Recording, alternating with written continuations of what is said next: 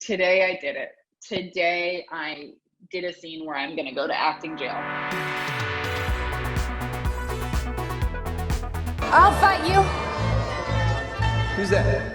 Who's yelling from the audience? You heard me. I said I'll fight you. Rich Sommer, who plays Mark, my husband, so much of our scenes felt like my secret little quiet play that I got to do sometimes. And then I had this secret other life where I was doing way over the top acting. I was like, I hope Rich never sees me play Liberty Bell because he's such a good actor.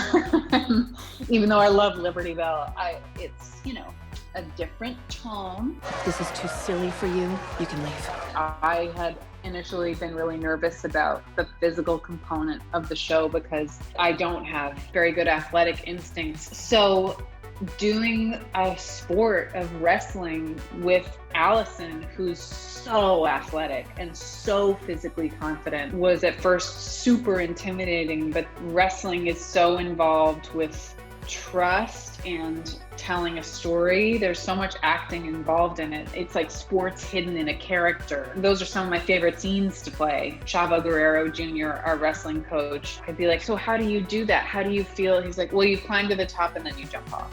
Okay. You just sort of have to find that person within you who's like, I know when I feel it's right and I'm just gonna do it. I didn't think that person in me existed. You flew.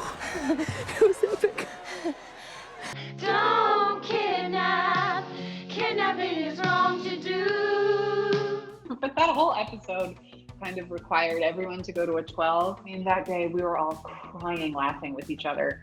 Jackie Tone has such an amazing voice. Kate Nash is an international pop star. So that was intimidating too. We were around two professional singers. But there is something that happens when no one in the room is wearing pants, and the vulnerability just gives you a badge of, we're all in this together, pantsless. They're not just taking children, they're breaking hearts and love. So often on our show, there are things where there's so much happening, and we film that for hours and hours. Sometimes it takes you 6 hours to be like, oh, is that Mark Maron in the corner in a trench coat and a fake mustache? What? Why? Oh, he's a kidnapper. Have they been there the whole time? Mark, what do you do? And Mark, you'd expect him on those days to be like, oh, this is stupid. But he's the one being like, this is so much fun. You're like, okay, if Mark's having a good time, we all got to step it up. I know that someday when I'm playing a crotchety detective, squinting in a sweater, asking logistical questions for my lines over a dead body, I'll be like, oh man, remember Don't Kidnap? Zoya the Destroyer and Fortune Cookie. Another fine piece of subtlety. I was nervous about that at first when they first told us we were going to do that. I remember Allison was very excited, and I was like, But then I remembered, this is an absurd show and this is wrestling. Let's see, what would scare you? A museum! I was saying to Allie, I think if it was before the show and we were like, okay, these are the two wrestling characters, who should be who? I think we both have elements of each person. We're kind of a perfect fit for Liberty Bell and Zoya. Beth Morgan is our costume designer, and her details of, balancing fantasy and authenticity, that Debbie is still wearing her bra and it's cut off and you can see the shoulder pad and they didn't really have time. But I remember in the first fitting, she was like, so you should try on Allison's Zoya costume.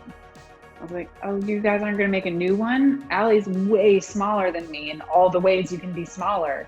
She's like, yeah, well, I think it'd be funny. And we got 30 seconds into me trying it on, and I was like, I don't feel like it's funny. I only feel sad. She's like, we'll make another one.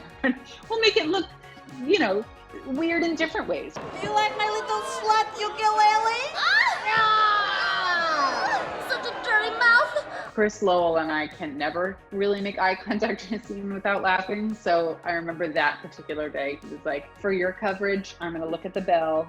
And for my coverage, I need you to look far away from me. Like, got it.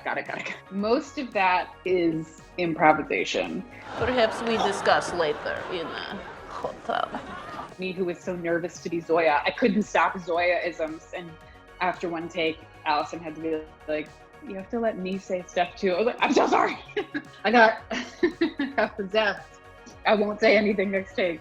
And also just having that trust with Allie, and we're doing these big, huge, difficult moves. What we are talking most about is like, what if you spank me and then I throw you? And Judi Dench, eat your heart out, you know?